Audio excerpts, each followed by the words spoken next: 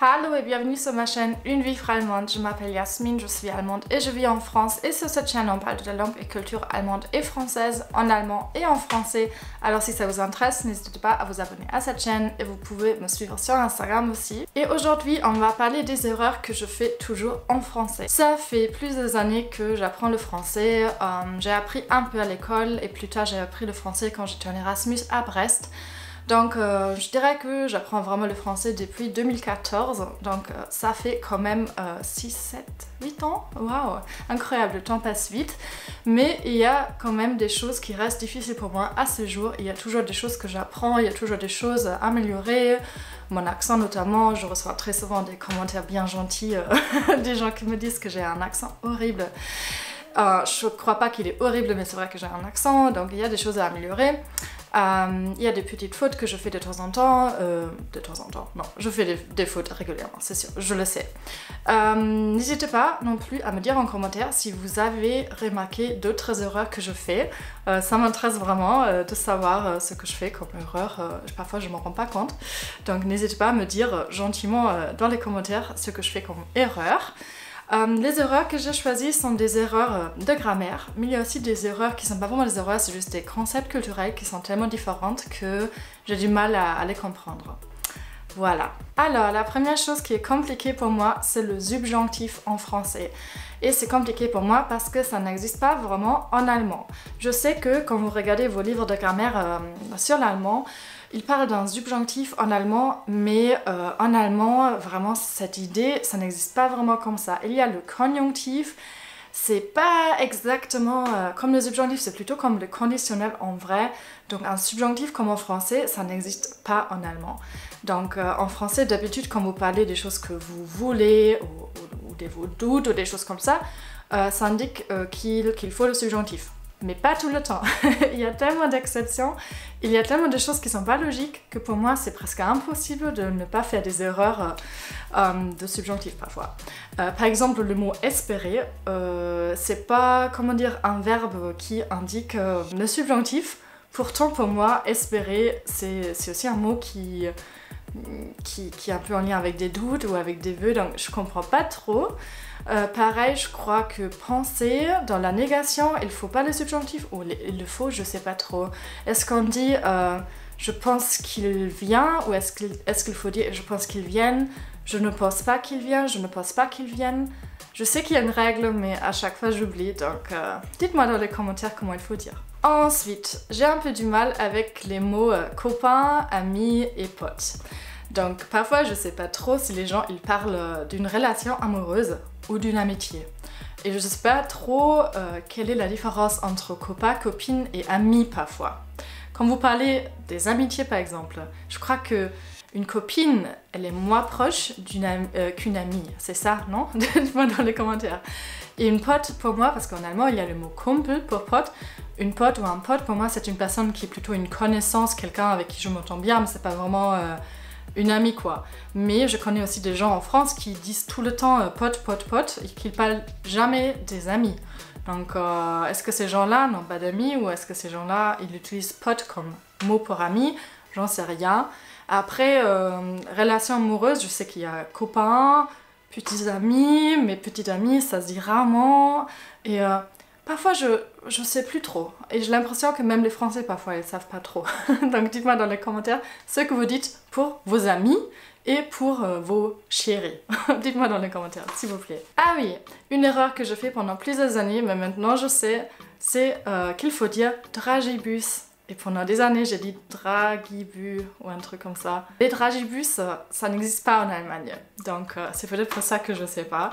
Il n'y a même pas un truc pareil, donc c'est vraiment un truc qui existe, du moins en France, je sais pas, mais pas en Allemagne en tout cas. Et pour moi, je savais pas trop. Et maintenant, je comprends, c'est dragi comme dragé, et bus, bon, je sais pas, on sait rien. Ensuite, une erreur que je fais régulièrement, c'est pas une erreur, c'est plutôt qu'en français il faut faire plein de liaisons entre les mots et quand c'est pas votre langue native, c'est difficile de savoir où il faut les faire. Et je sais qu'il y a plein de cas où vous pouvez le faire, mais vous n'êtes pas obligé. Par exemple, il y a des gens qui disent j'ai beaucoup aimé, et moi je dis j'ai beaucoup aimé, mais je sais pas si c'est une erreur ou si c'est juste la même chose.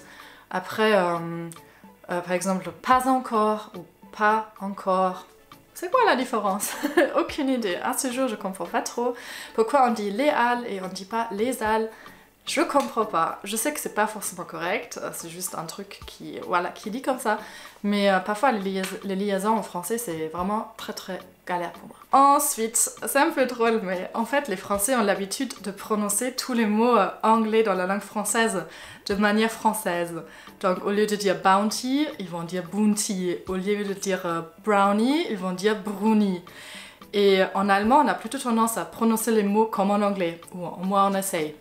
Et pour moi, parfois, je sais vraiment pas comment prononcer les mots. Donc, ça m'arrive de, je sais pas, vouloir commander un truc qui a un nom en anglais et je suis là et je me dis, mais comment est-ce qu'il faut prononcer ça de manière incorrecte pour que les Français comprennent? En fait, je sais pas, pour moi, c'est faire une erreur de prononcer ça de manière française. Mais pour les Français, c'est une erreur de prononcer ça de manière anglaise, anglophone.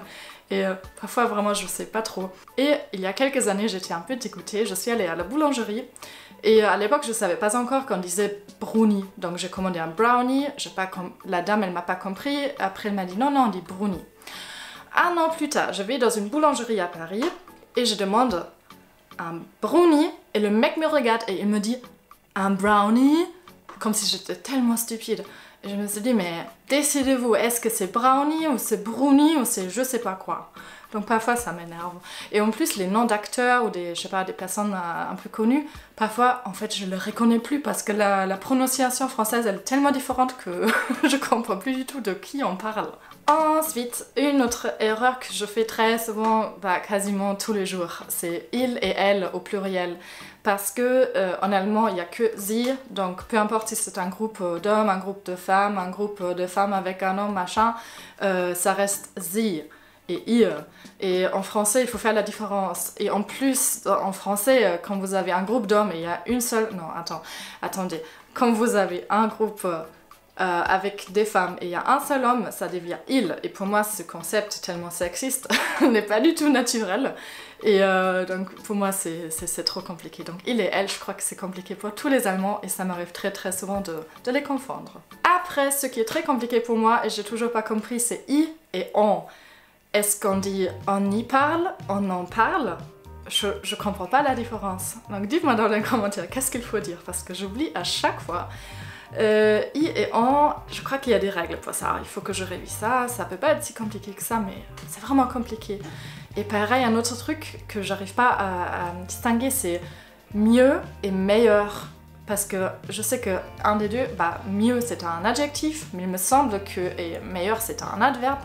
Mais il y a des moments où je suis pas trop sûre et j'ai l'impression que parfois meilleur c'est utilisé comme adjectif et je sais pas trop. Donc je sais qu'on dit c'est mieux, mais est-ce qu'on dit... Parfois on peut dire c'est meilleur, non?